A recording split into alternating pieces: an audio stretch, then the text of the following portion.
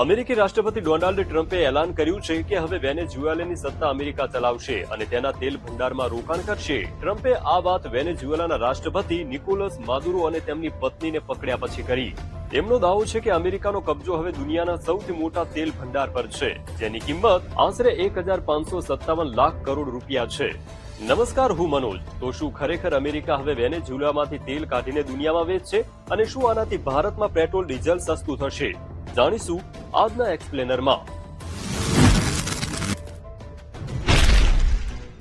સૌથી પહેલા જાણીએ કે ટ્રમ્પે વેનેઝુએલાના તેલ ભંડાર અંગે શું કહ્યું. ટ્રમ્પે કહ્યું, વેનેઝુએલામાં તેલનો વેપાર નિષ્ફળ જઈ રહ્યો છે. અમારી તેલ કંપનીઓ ત્યાં અબજો ડોલર ખર્ચી તેલ ઇન્ફ્રાસ્ટ્રક્ચરને સુધારશે અને વેનેઝુએલા માટે પૈસા કમાવાનું શરૂ કરશે.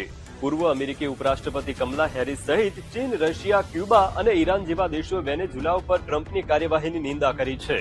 હવે જાણીએ કે વેનેઝુએલા પાસે કેટલું અને કેવું તેલ છે.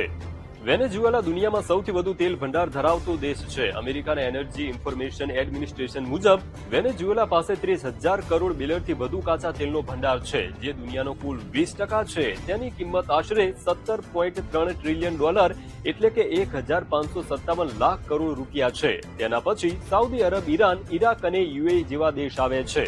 વેનેઝુએલા પાસે ભારે અને વધુ સલ્ફરવાળું કાચું તેલ છે, જેને પ્રોસેસ કરવામાં હાઈ ટેકનોલોજીનો ઉપયોગ થાય છે. તો પ્રશ્ન એ છે, જ્યારે દુનિયાનું સૌથી વધુ તેલ વેનેઝુએલા પાસે છે, તો તેની આવી હાલત કેમ? સૌથી મોટો તેલ ભંડાર હોવા છતાં 2025માં પ્રતિ વ્યક્તિ આવકના મામલે વેનેઝુએલા 127માં નંબરે રહ્યું. દેશની 90% વસ્તી ગરીબ છે. 2018માં વેનેઝુએલાનો ફુગાવો દર 1.7 લાખ ટકા સુધી પહોંચી ગયો. વેનેઝુએલાની આ હાલતના 3 મોટા કારણો છે: સરકારી બેદરકારી અને ભ્રષ્ટાચાર. 1970ના દાયકા સુધી વેનેઝુએલાએ રોજના 35 લાખ બેરલ તેલ કાઢ્યું હતું. 1976માં સરકારે તેલ ઉદ્યોગનું રાષ્ટ્રીયકરણ કર્યું. સરકારી કંપની PDVSA